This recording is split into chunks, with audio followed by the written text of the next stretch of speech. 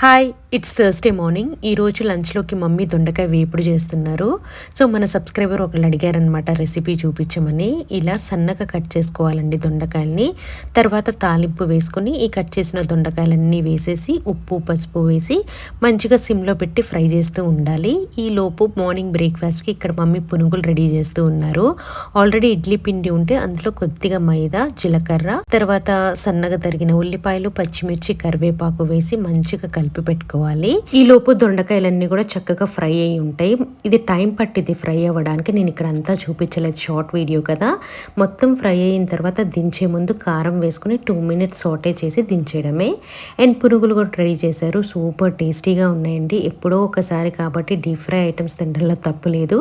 కొద్దిగా మైదా కూడా అన్హెల్దీయే, but sometimes that's okay అనిపిస్తుంది నాకు.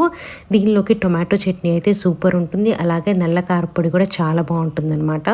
దొండకాయ ఫ్రై చక్కగా డిష్ అవుట్ చేసేసి పక్కన పెట్టేశారనమాట. ఇంకా బ్రేక్ఫాస్ట్ తినేయాలి. బాబుకి తినిపించేసి తనకేంటంటే ఉల్లిపాయలు, పచ్చిమిర్చి ఇవన్నీ ఏరి తినిపించాలి. ఇంకా క్యారెట్ కూడా సలాడ్కి రెడీ చేసేసాం లంచ్ బాక్సెస్లోకి పెట్టుకుని వెళ్ళడానికి. పునుగులు అయితే సూపర్గా ఉన్నాయి.